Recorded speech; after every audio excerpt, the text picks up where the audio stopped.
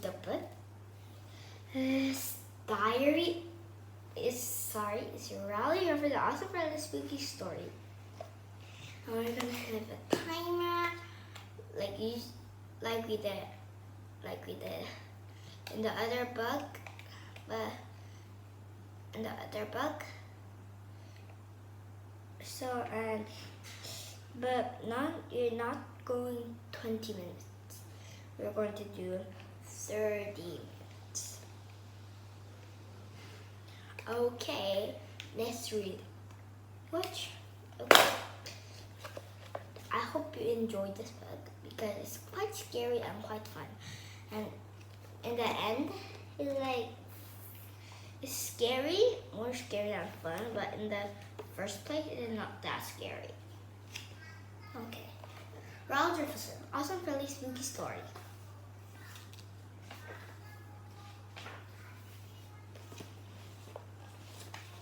Boo, did that scare you? If it did, maybe you should put this book down and pick something else that's a little less scary. There are some good books about unicorns and puppies and other happy stuff. Things that you can read until you're ready for a book like this. But if you like stories about skeletons and zombies and human heads, then crawl under the cover and turn the page. And if you get too scared, then you can always sleep in your parents' bed. But please don't tell them the reason you got spooked, because I really don't want them to be mad at me. I warn you. This is the page. I hope you know it's just so. Okay. They're changing. There once was a boy named Rowan, and Rowan was a happy child. He had two parents who loved him very much, and he had lots of toys to play with. Sometimes Rowan would bring the toys to school and play with them at recess, but he stopped doing that after he got bullied by some jerks. Grow up, baby. Kick.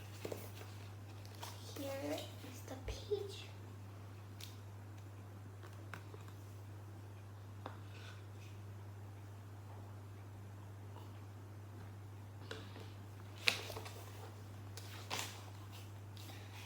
That made Rowan sad because he thought playing with toys was the best days about being a kid.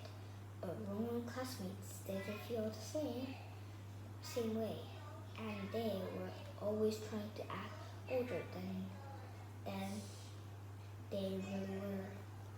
One day, when Rowan was in class, he felt a strange tickle centered under his armpit. He didn't know what it was. So he asked the teacher, Mr. Penalty, if he could please be excused to use the restroom. When Rowan got to the restroom, he took off his shirt and was shocked to see a single hair growing from the center of his armpit. Rowan didn't know what to do, so he put his shirt back on and returned to class. And when he sat down, he felt like everyone in the class could tell something was different about him, even Miss Penalty.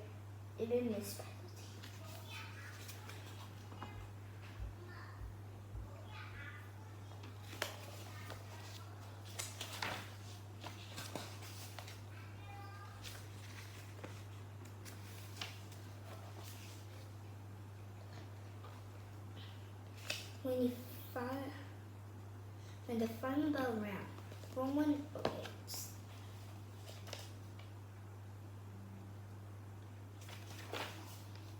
when the final bell rang, Roman ran all the way home. He knew his mom kept some tweezers in the bathroom, and he couldn't wait to use them to pull out the hair. But when Rowan took his shirt off, he could see it was too late for the tweezers. Suddenly, hair started sprawling all over Rowan's body, and before long, he was practically covered in it. Boing, boing, spoing. By now, Rowan was totally panicking.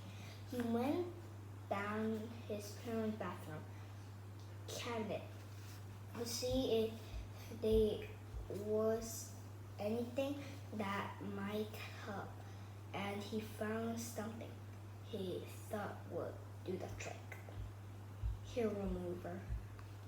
But there's a reason kids shouldn't go poking around in their parents' bathroom cabinet, because 2 seconds after Rowan opened the bottle, he passed out from the fumes.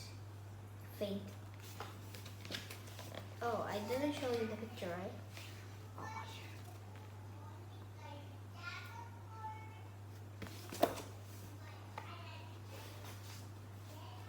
here. When Rowan woke up, he was in his bed.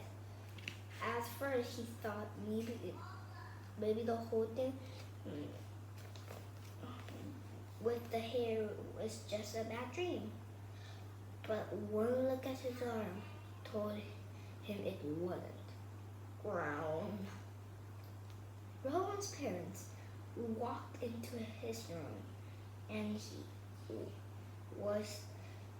he was afraid they were gonna be mad at him to opening the bottle of the hair remover without asking. But they didn't look angry. After all, in fact, they seemed kinda happy. Roman parents said they've been waiting for this day all of 4 years. 4 years. And it was time for them to have a talk. Ron thought they had already had the talk when his parents told him how babies were made.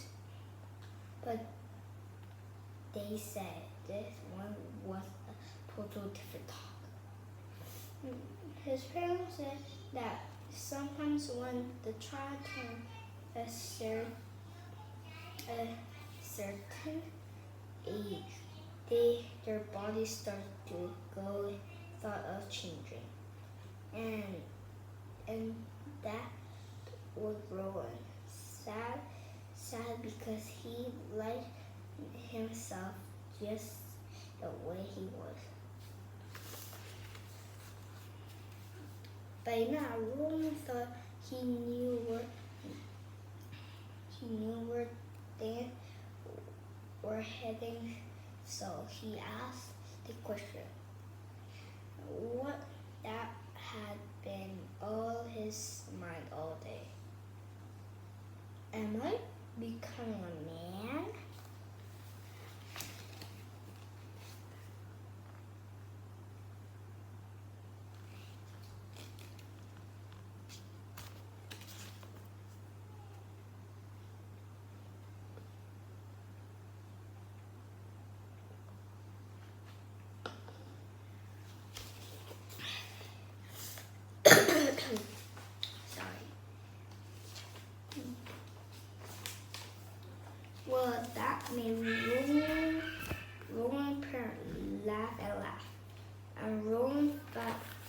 embarrassed because he took them a long time to stop laughing. Ha ha ha ha ha ha ha ha. After Roland found out wiped his winter tear from his eye. He said Roland was still a boy, but he was a different kind of boy. And when Roland asked what he meant by that, his dad gave him some bad news. You're a werewolf, son. This was the This was definitely not what Roland wanted to hear. But when Roland saw the worried look on her son's face, she said, this was a day to celebrate.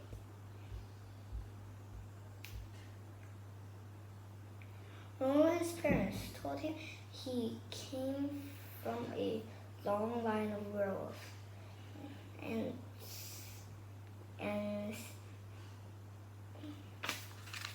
suddenly the picture on the staircase was well, made a lot more sense to Roland. Now Roland's parents gave him some more bad news. They said they were both werewolves too.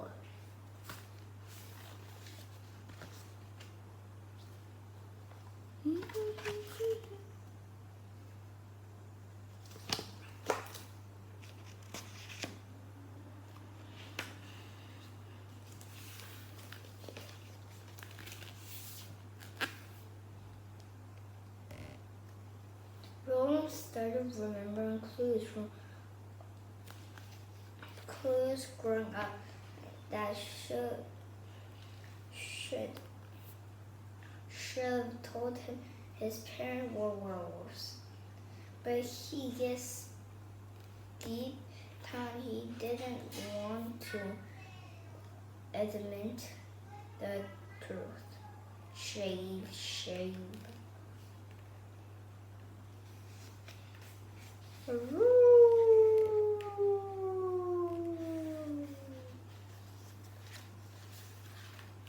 The Roland started crying. He said he just wanted to be a regular kid and have a normal life. But his parents said a werewolf could live a perfect normal life as long as they kept on top of their roaming and hide who they really were from the rest of the world. Roland didn't want to hide who he was. He had always been thought to be yourself, and that's what he planned to do. But Roland's parents told him there were ignorant people in the world who weren't like anyone who liked before.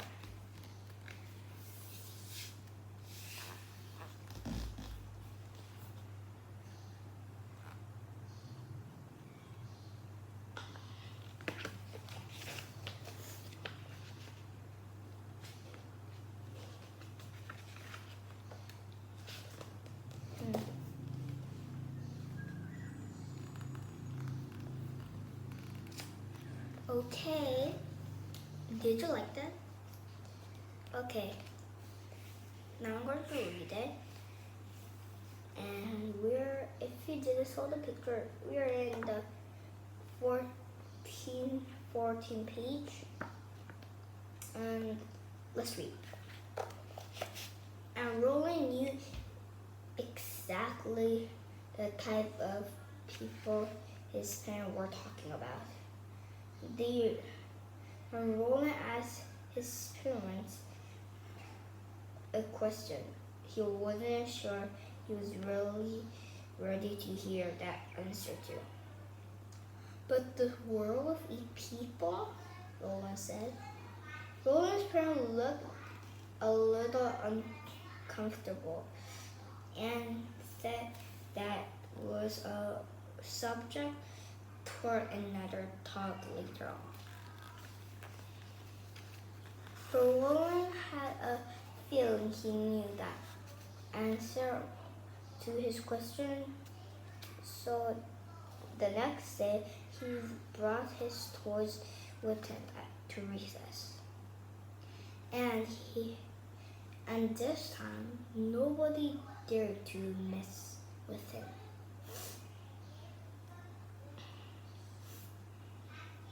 Roland's plea inspired his parents to stop hiding who they were.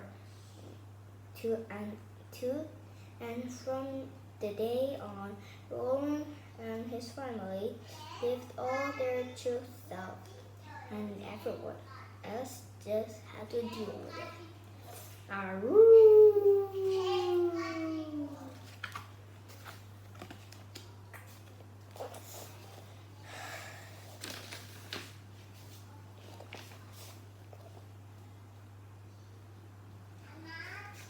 The pastor.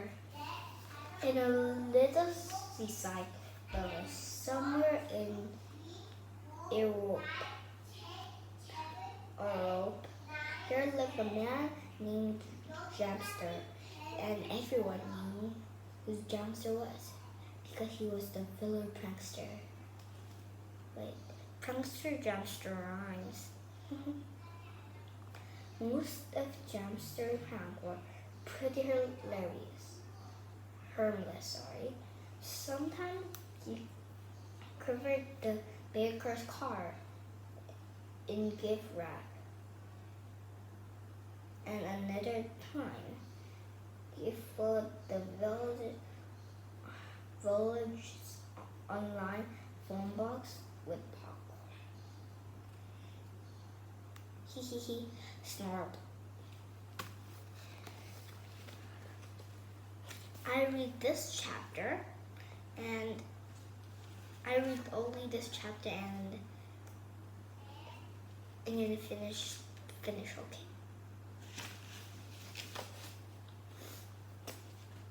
Sometimes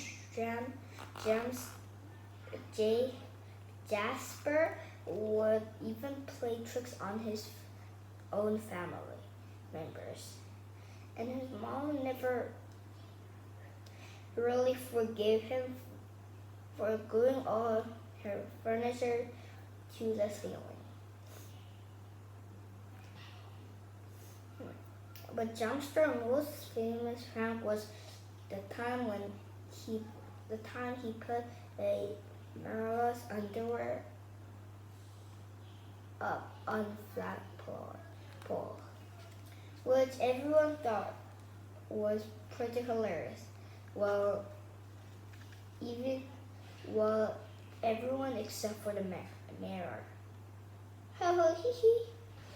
Jamster! Snarf.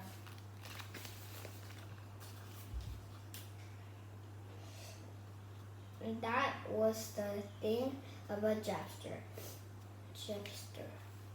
pranks. Most people thought they were pretty hilarious, unless they were the ones being pranked.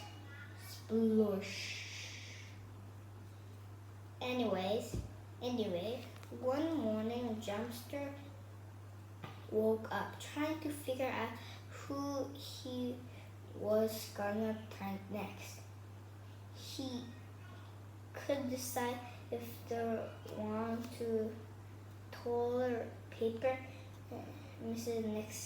his next door neighbor's house, or replace the baker's cream-filled donuts full of toothpaste.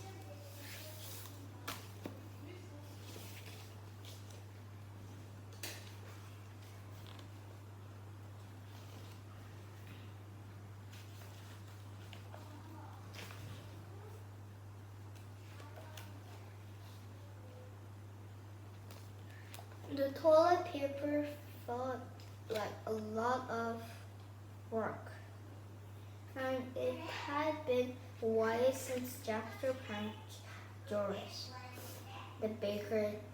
So Jasper decided he'd go with the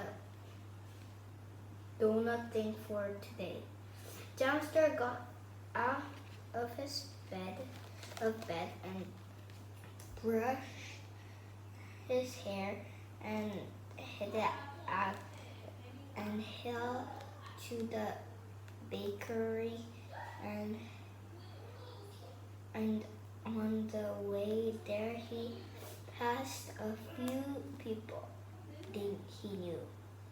He waved to Marian, the dressmaker, and Mickey, the chess maker. But neither one waved back. But he figured they were just sore at his first covering their shop with window in mustard and a week before.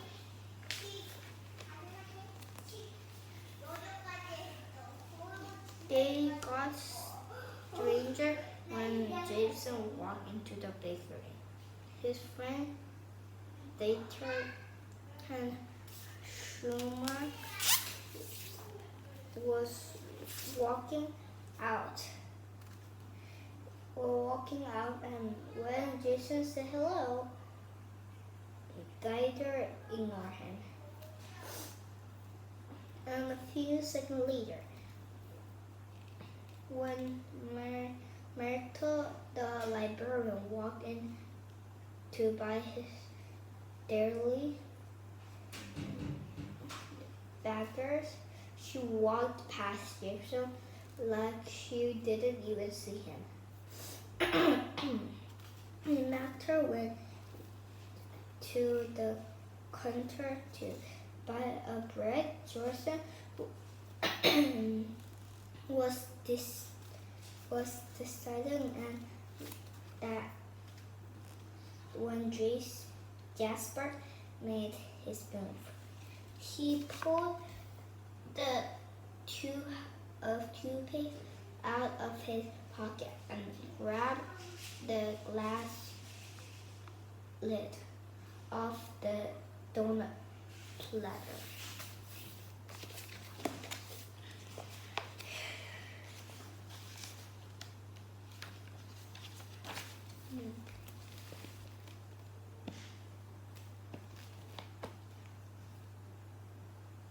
Or at least he tried to, because when Jasper reached for the lid, his hand went right through it. Jasper was so confused, and he ran outside and onto the street. But what happened next? Upset he even more, because when he stood in front of the mirror shop, he didn't have a reflection. Okay, that's my favorite cliffhanger. So I think we're going to read the next week. Bye. Be continued in next week. Bye. See you next week.